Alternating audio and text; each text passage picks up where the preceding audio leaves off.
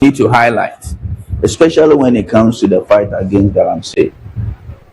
Our environment is being destroyed in the name of finding gold and making money.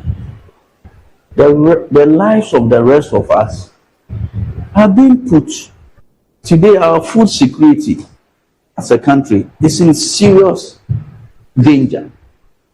The very land that we used to devote to the planting of cassava and the basic food stuff that we grow. I mean, today, as you drive around, you see cassava farms.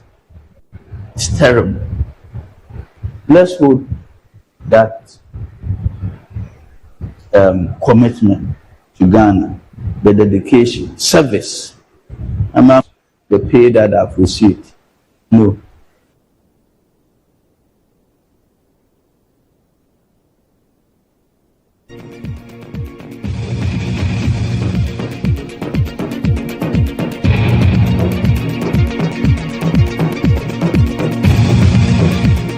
Away from illegal mining, hospital authorities in Ejumako Government Hospital have revealed how some sick people sometimes sleep on chairs to receive medical treatments due to inadequate hospital beds and hospital equipment.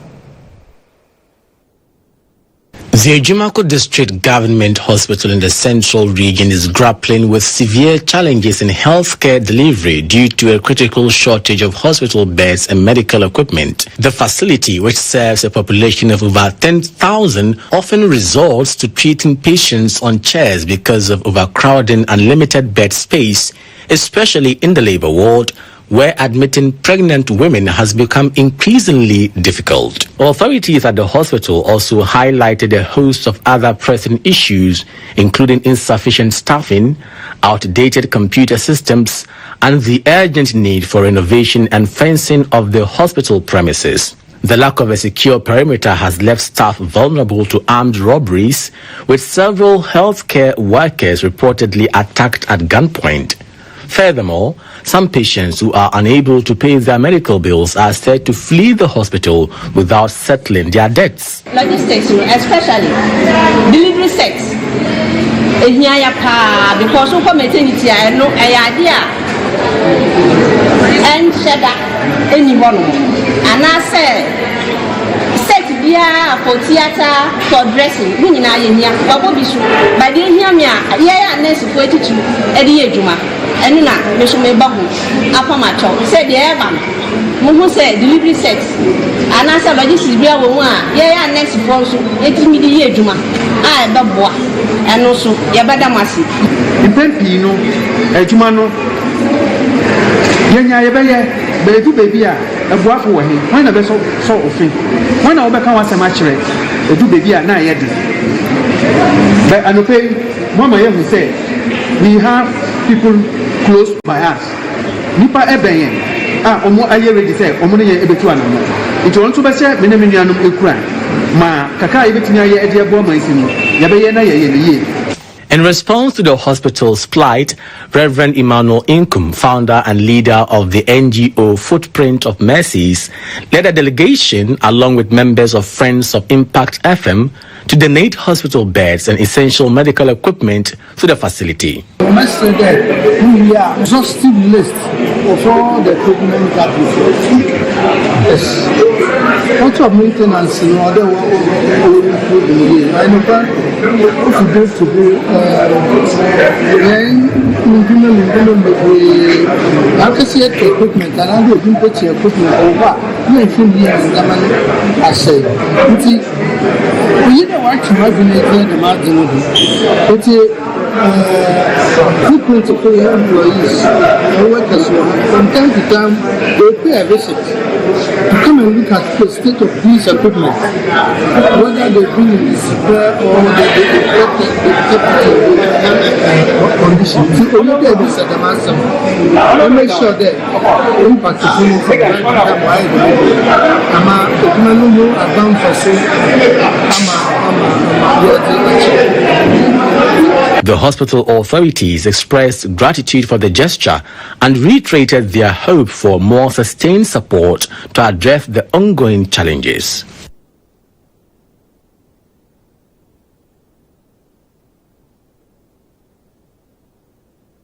Still on health, the Ghana Health Service has directed all regional directors to immediately cease the practice of charging patients and visitors for the use of washrooms at health facilities. In a statement signed by the Acting Director General, Professor Samuel Kaba Akoria, the Ghana Health Service emphasized that washrooms are an essential part of hospital infrastructure meant to provide comfort to patients and visitors, not to serve as a source of revenue or exploitation. The statement further warned that failure by facility heads to comply with the directive will attract sanctions.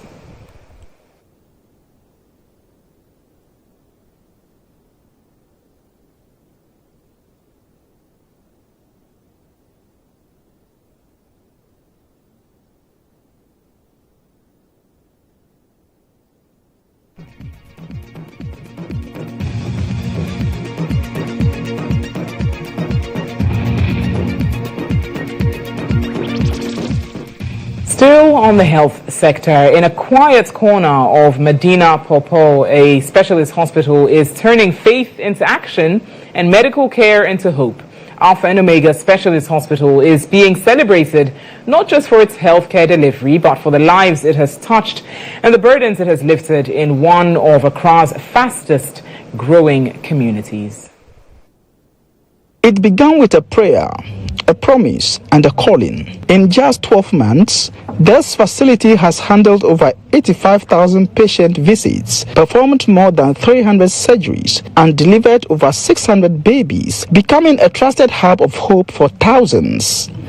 Between September 2024 and March 2025, the hospital successfully performed over 500 surgeries in the Karachi West district of the OT region as part of its free medical outreach program for island communities. And today, we are going to commission these two facilities as we celebrate our 1 year. This success will have come to pass without the involvement of our major and minor stakeholders. We want to use this opportunity to thank God and ask God blessing upon all those who have helped us one way or the other to reach this far. The hospital's founder, moved by an experience of watching a child die due to lack of funds, committed to ensuring no patient is ever turned away because they cannot pay.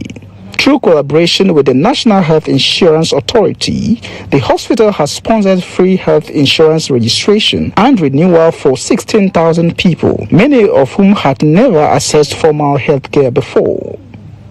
Its newly launched IVF Center, one of Ghana's most affordable, provides struggling families with a chance to experience the joy of parenthood. As of today, we have registered and renewed over 16,000 active cards for NHI subscribers. And we have paid over 350,000 Ghana cedi to ensure everybody within this community gets access to NHI card. With 98 staff members, including specialists across various fields, the hospital operates around the clock 24/7, offering dental, ENT, laboratory, maternity, and pharmaceutical services, while fostering collaboration with other local health facilities. We are working with all the chiefs and the people in the rural areas of Medina constituency to establish a very, very ambitious project, which is a 1,000 bed capacity charity mother and child hospital in Danfa. Already plans are far advanced with the World Bank as well as the FIC and other funding agencies to ensure that we'll be able to do what we call a legacy project for the people of Medina. As the community gathered to celebrate, the message was clear. Healthcare is not a privilege for the few, but a right for all. And faith, when paired with compassion, can move mountains.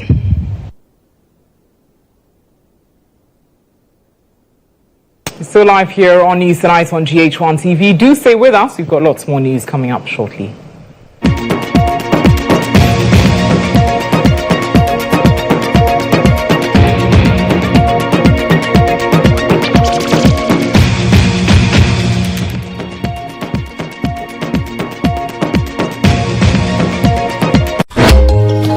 one thing we can always count on is that the sun will always...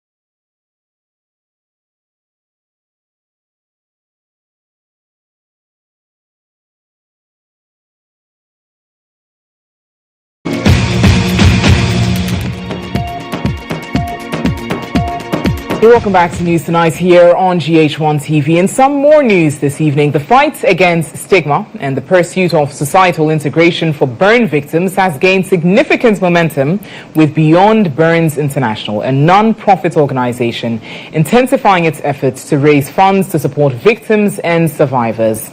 At a fundraising event, the founder of the NGO, Judith, Kato, Addison, advocated for an increase in the allocation of the National Health Insurance Scheme for burn victims and rallied support from corporate organizations to sustain its initiatives.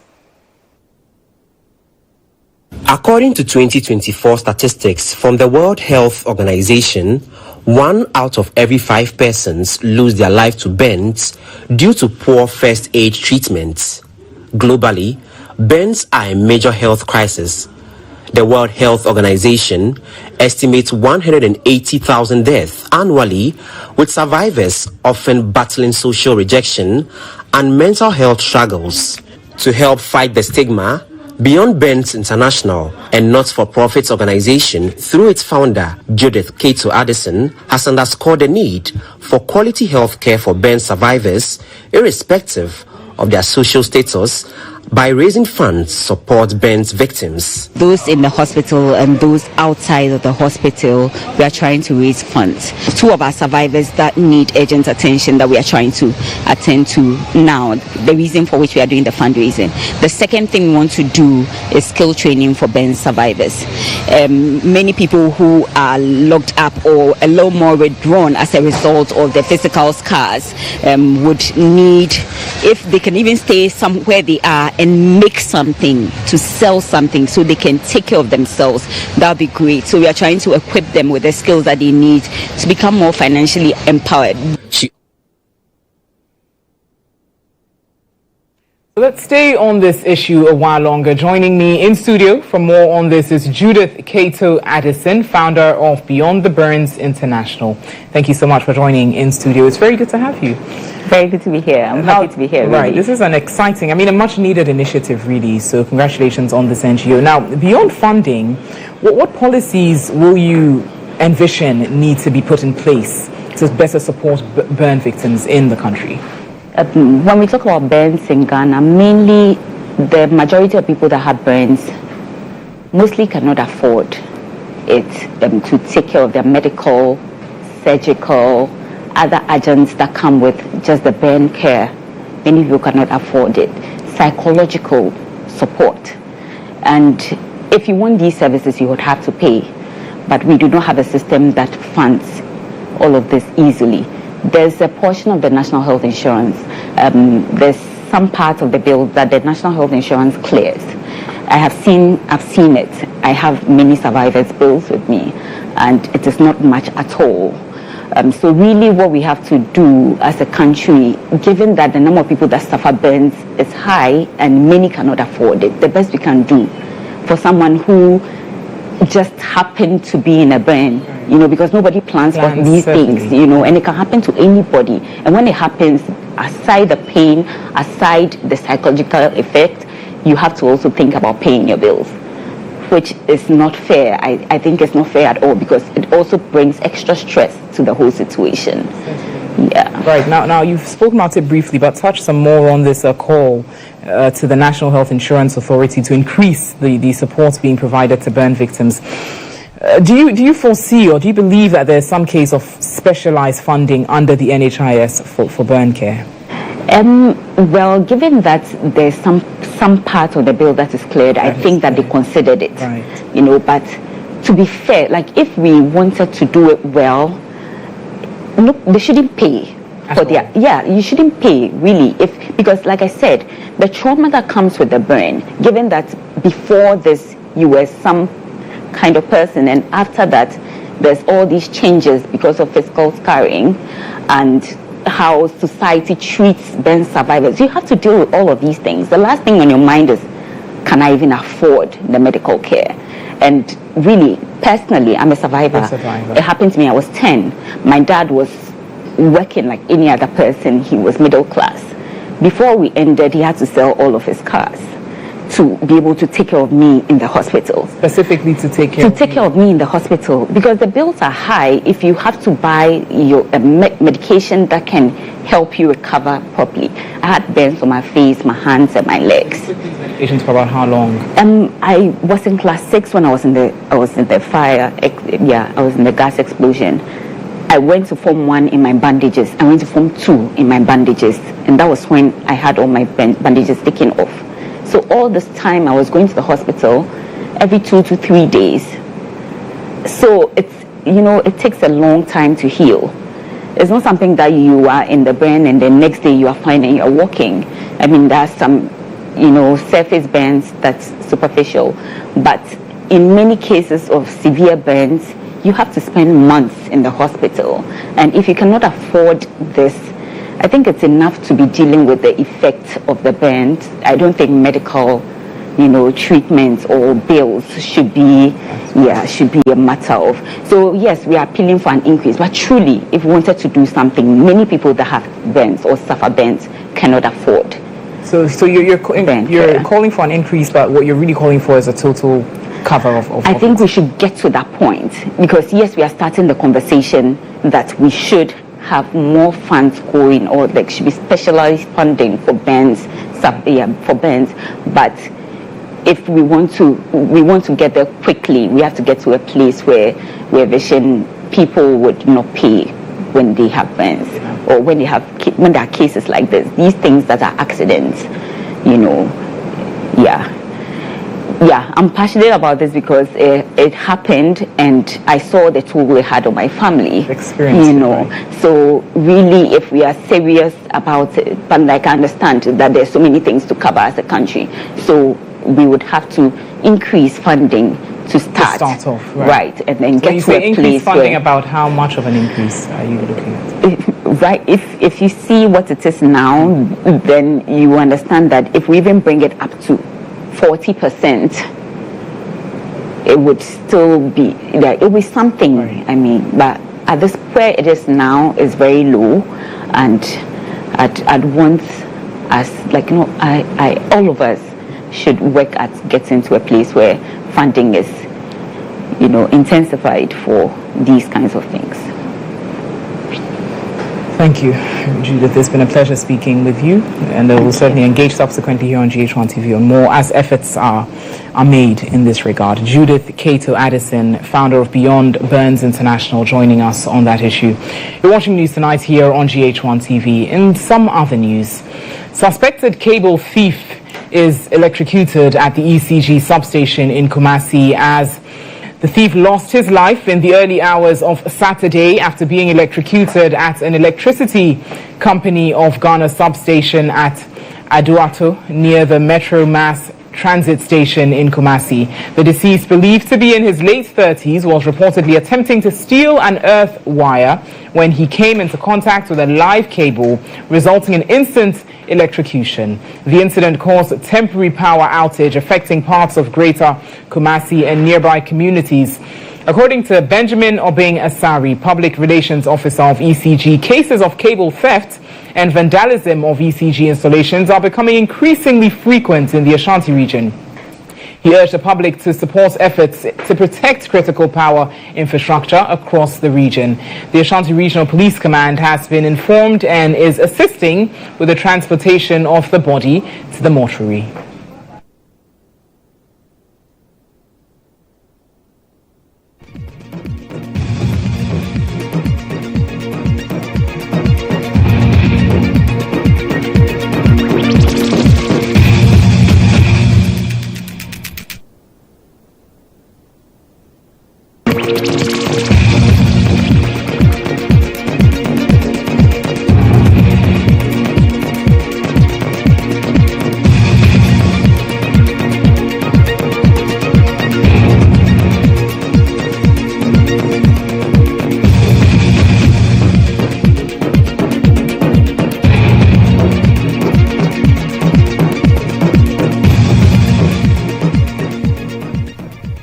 Traders in the Binduri District have expressed grave concern over a recent directive by the Interior Minister banning the operations of Okada riders and Aboboya operators in the area.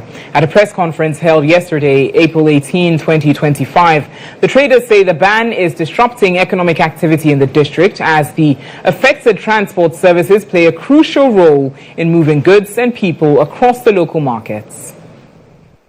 Ban, which prohibits Okada riders and Aboboya operators from plying their trade in the area, has brought transportation in the district to a grinding halt.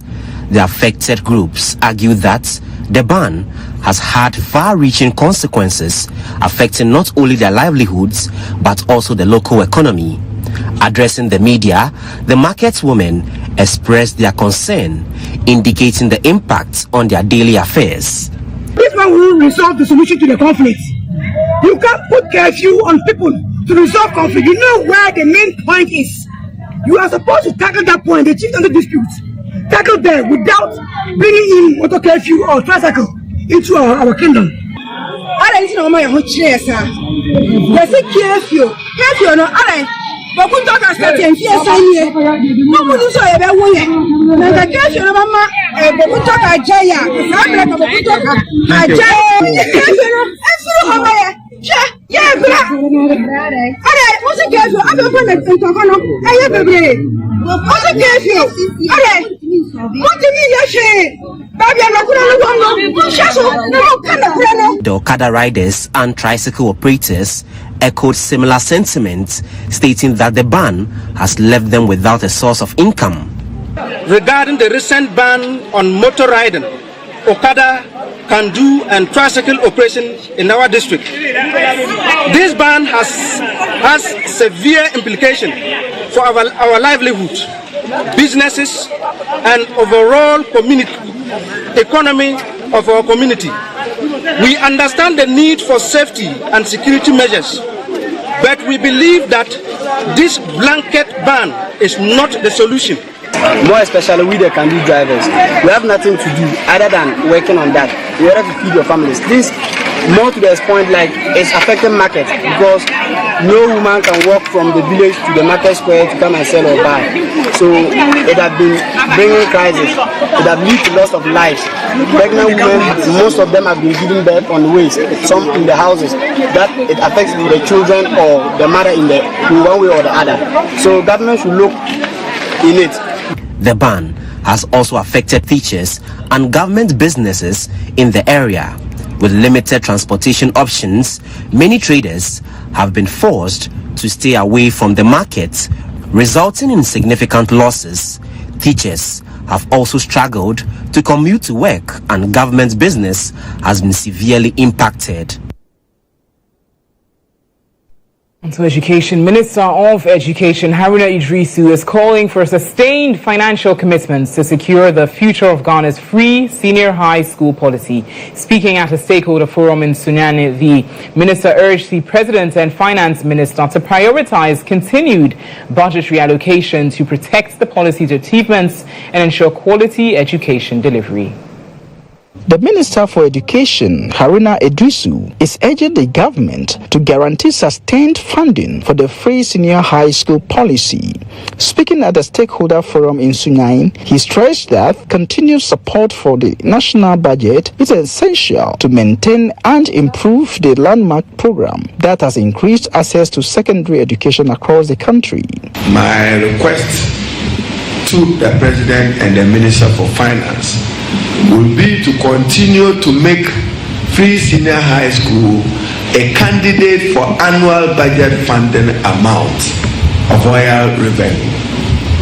That's why I said there's been a policy change. But even the implementers and proponents who introduced free senior high school funded it from a portion of the annual budget funding amount. So DCAP or UNCAP get fund will still need to maintain some financing from the annual budget funding amount. The minister further called for stronger partnerships between school authorities, parents and communities to address emerging challenges in the educational system, including declining discipline and academic performance. We should strengthen the relationship between the schools and its management, and in particular parents, in order that you remain at the forefront of the moral, intellectual and academic development of our wards. It is only a harmonious and cordial relationship that can deliver safety. The stakeholder forum brought together education directors, school heads, parents, and local authorities to discuss ways of improving teaching and learning outcomes under the free senior high school program. Chief of Staff in the Office of the Vice President, Alex Siglifia, has assured residents of the Volta region that government will continue to prioritize development projects aimed at improving livelihoods. Speaking at an Easter Durbar in Alakle, a community in the Anlo constituency, he expressed gratitude for the region's consistent electoral support. Mr. Sigbefia reiterated the government's commitments to completing critical infrastructure, including a CHIPS compound and improvements to the local road network. He emphasized that these efforts are part of a broader plan to accelerate socio-economic progress in the region. The minister had a number of engagements that day, and her response was follow him wherever he's going, for their support over the years, and especially at election time. And secondly, let them know that their concerns are our concerns, and we will see how best to try and deal with all the issues that have been raised. We've heard about the ship compound and also the road construction, the 200,000 being a target, and shortly the regional minister will give some breakdown of what we have been able to do. But I want to first of all thank you for the warm reception. I want to let you know that it's unfortunate that we will have to leave rather early, but as I said, I'll be following my regional minister to cover other areas and to send a similar message. But Alakle has a very special place in our hearts.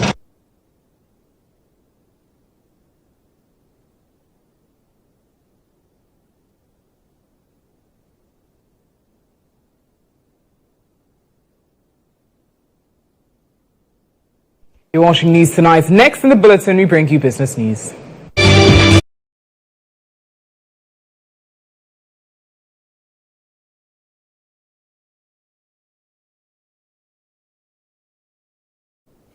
President John Dramani Mahama has expressed optimism about Ghana's economic future, stating that the country is beginning to witness early signs of macroeconomic stability. Addressing the second Kwahu Business Forum on Saturday, April 19, 2025, President Mahama cited the gradual easing of inflation and a stabilizing currency as indicators of progress, noting that with disciplined economic management, the country is beginning to restore confidence in its economy.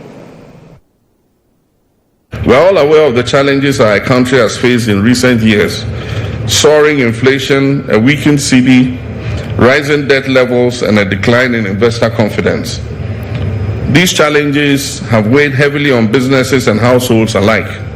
But I'm confident, and I say this with sincerity, that we will turn the corner. There are early signs of macroeconomic stabilization. Inflation is gradually easing.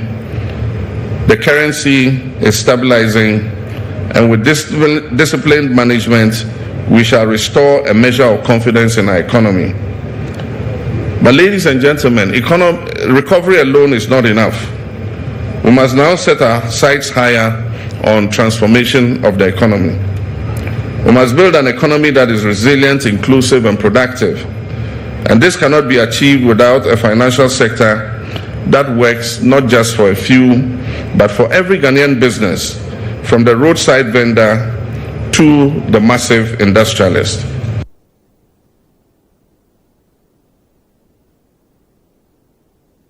Now, the Deputy Minister of Finance, Thomas Ampem Nyako, has reassured that President John Dramani Mahama will gradually fulfill his campaign promises despite the economic challenges inherited with huge debt burden. He said the economy will be on track for economic growth and prosperity.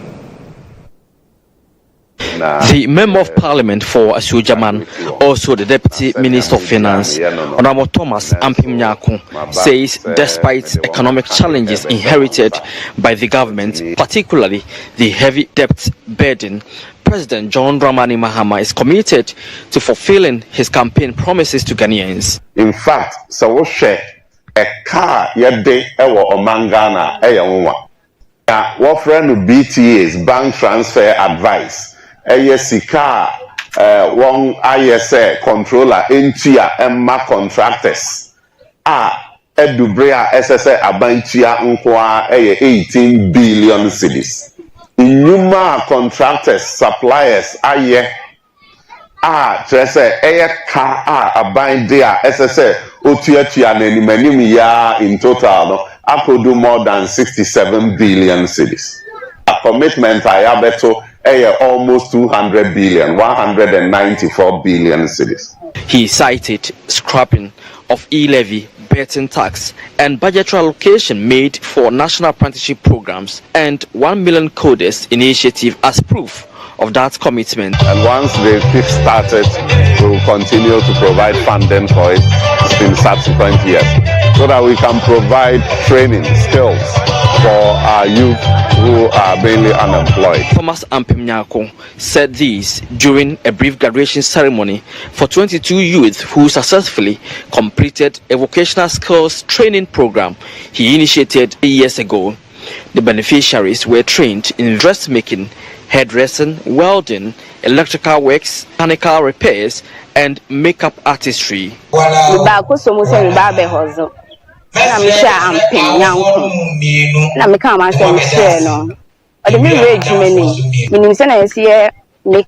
pedicure, and face scrub, massages, and like some master apprentices also praised the initiative.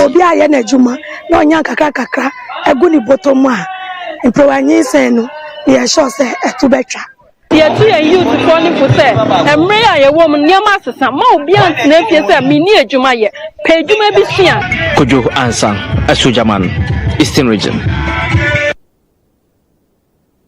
In some other business news, leading real estate provider Val Real Estate has launched its 6th development in Ghana, dubbed Agora, strategically situated in the prestigious airport city enclave just minutes from Kotoka International Airport and the Ministry of Foreign Affairs.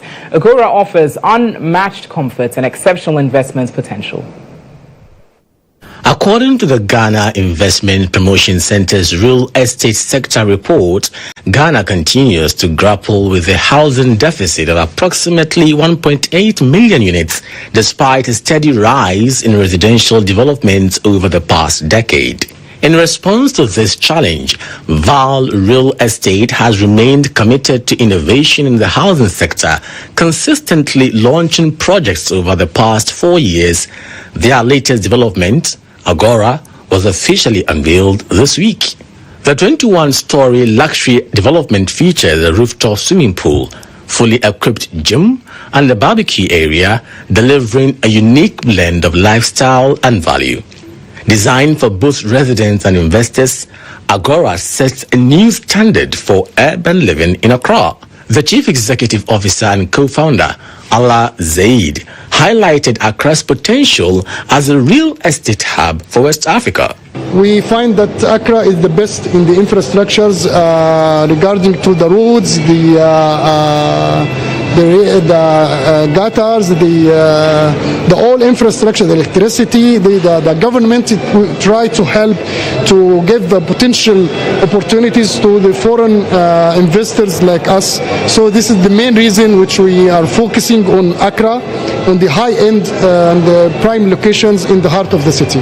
During the launch, Minister for Works and Housing Kenneth Gilbert Ajay praised Val's contributions and urged the company to expand beyond the capital. I sincerely commend Val, the entire Val team, for their unwavering dedication to Ghana's socio-economic growth. Your contributions are highly valued, your investments greatly appreciated, and your presence warmly welcome. The Agora project is now open for public investment with a projected 33% return on investment, positioning it as a compelling opportunity for both local and international stakeholders.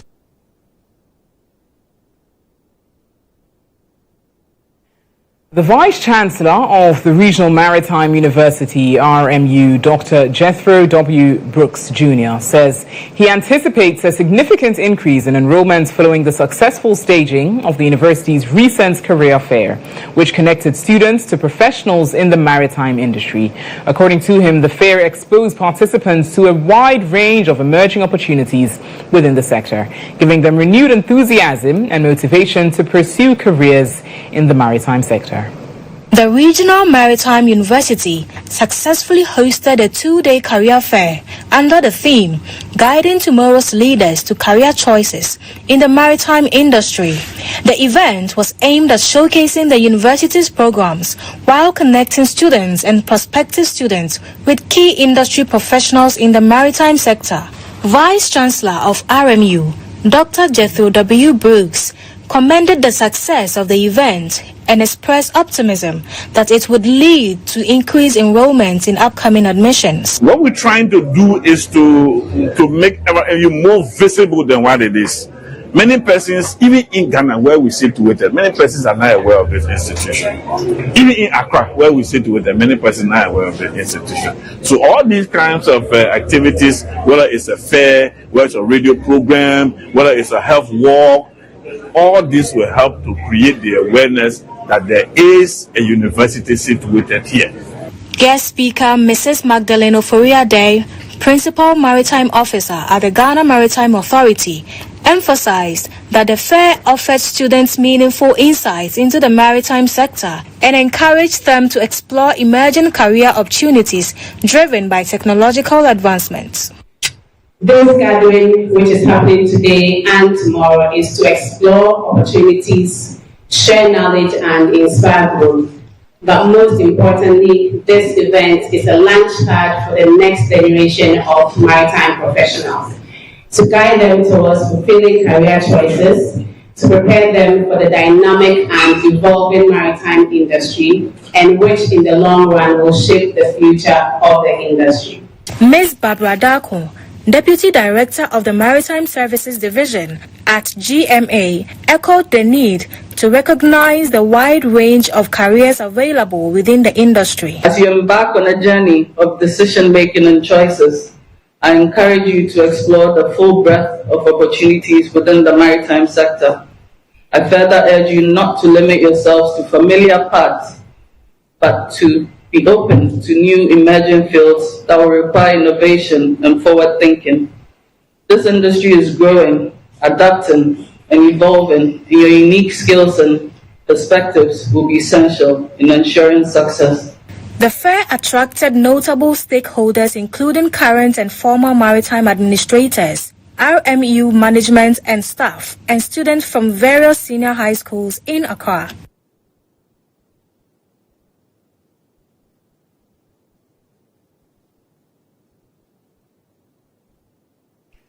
Well, next on News Tonight, we bring you sports news.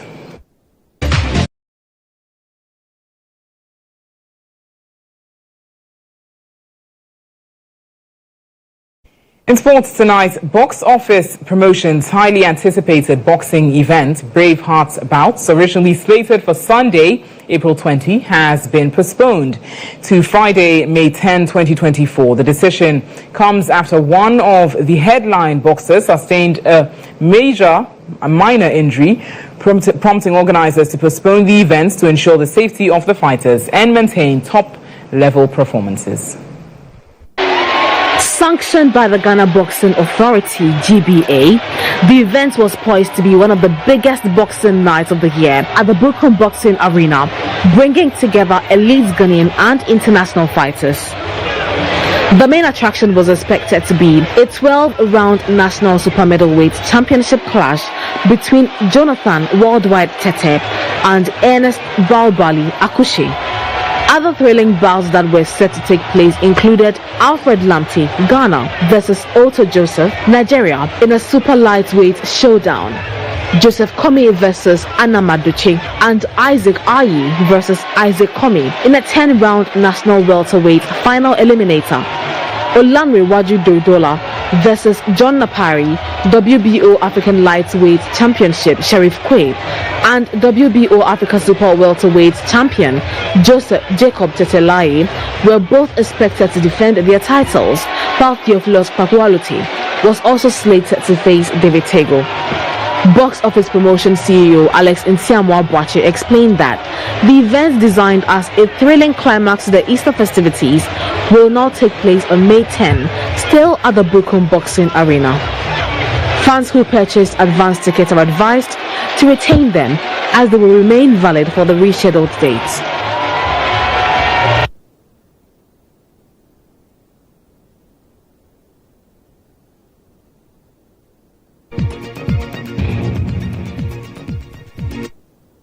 Well, that's all the sports news you've got for you this evening. Next is entertainment news.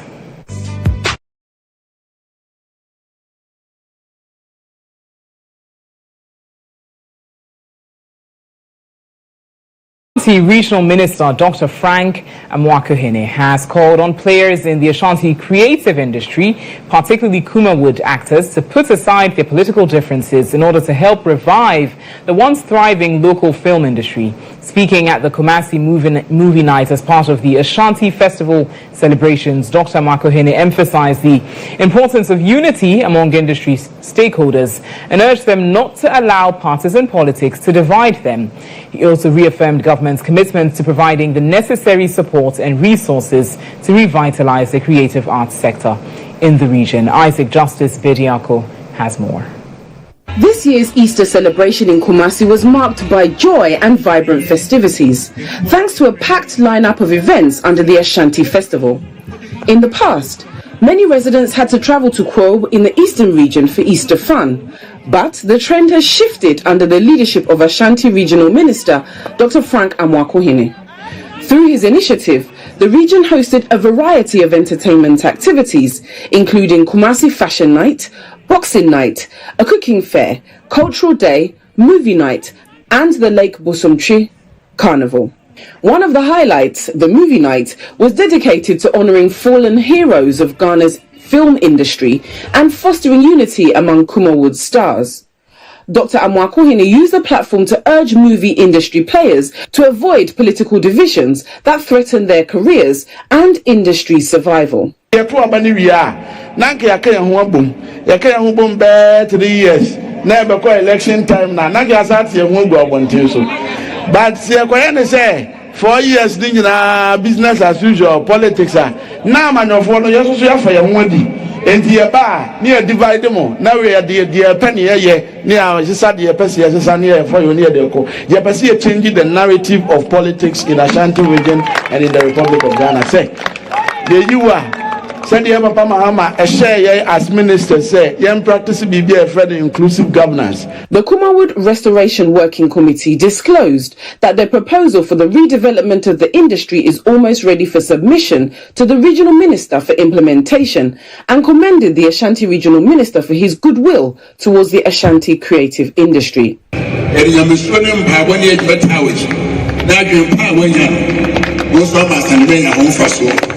Over your penina, obeying matches the camel with the amanas. So be more again, long word, Juma, to go over at time. But I'm acquainted when you're not sure and you're better. My name committee, that when a shop was there, we will not fail you. Be our helper. From the movie night, the minister and his team moved to Lake Busumtri on Friday for the Lake Busumtri Carnival, which aims at promoting tourism at the lakeside. Patrons had the opportunity to listen to the history behind the natural lake, among other activities.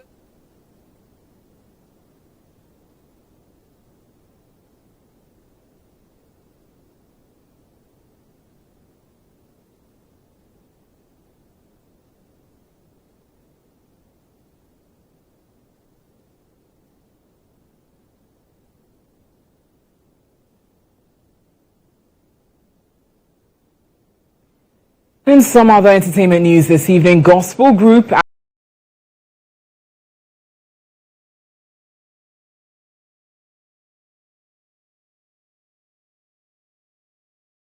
In international news this evening, more than 100 inmates have escaped from a high-security prison near Mongo in central Chad during a violent uprising on Friday night. The incident left 3 people dead and 3 others wounded, including the regional governor who was visiting the facility at the time of the shootout.